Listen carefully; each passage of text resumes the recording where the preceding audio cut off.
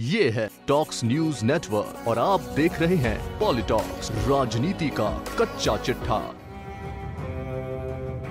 देश में 17वीं लोकसभा के चुनाव की बिसात बिछ चुकी है।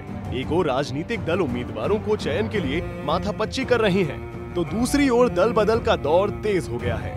इस गहमा गहमी के बीच बड़े राजनीतिक दल स्थानीय स्तर पर समीकरणों को दुरुस्त करने के लिए छोटे दलों से गठबंधन करने की कवायद में जुटे हैं।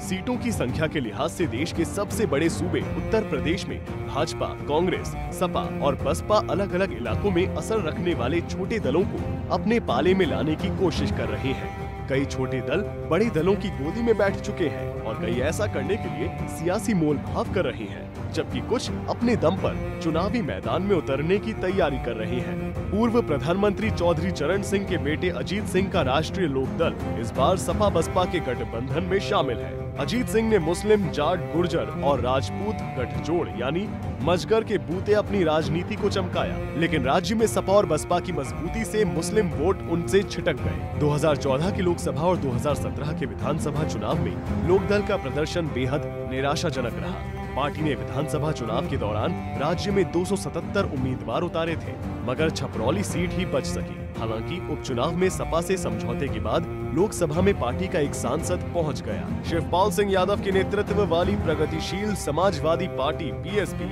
अभी लोकसभा चुनावों को लेकर अपनी स्थिति स्पष्ट नहीं कर पा रही है। पार्टी सूत्रों की माने तो उनकी बड़े राजनीतिक दलों के साथ कई छोटे दलों से भी गठबंधन को लेकर वार्ता निर्णायक स्थिति में है। जल्द ही इसकी तस्वीर साफ हो जाएगी। शिवपाल सिंह यादव की पार्टी के गठबंधन के लिए कांग्रेस के साथ पिछले कई दिनों से चर्चा चल रही है, लेकिन अभी तक बात नहीं बनी है। यादव का दावा है कि अब उनकी पार्टी 79 सीटों पर प्रत्याशी उतारेगी। केवल मैनपुरी सीट पर अपना प्रत्याशी देने के बजाय मुलायम सिंह यादव का समर्थन करेगी। एनडीए सरकार का घटक दल है। पार्टी की संयोजक अनुप्रिया पटेल केंद्रीय मंत्री हैं। उत्तर प्रदेश सरकार में भी अपना दल के मंत्री हैं। हालांकि अनुप्रिया पिछले कुछ दिनों से भाजपा से नाराज सी थी, लेकिन बोर्ड और निगमों में पार्टी कार्यकर्ताओं के मनोनयन के बाद उनकी नाराजगी दूर हो गई है। इस बार भी अनुप्रिया पटेल की पार्टी उत्तर प्रदेश में 2 सीटों पर चुनाव लड़ेगा।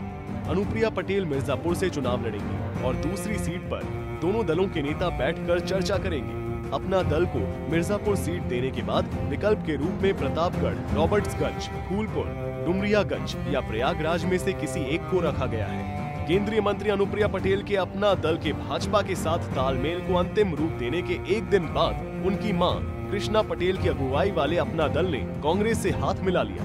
गठबंधन के तहत कांग्रेस ने अपना दल को 2 सीटें गोंडा और बस्ती दी है। हालांकि अपना दल फूलपुर सीट की भी मांग कर रहा है। बता दें कि फूलपुर अपना दल के संस्थापक सोनेलाल पटेल की कर्मस्थली है।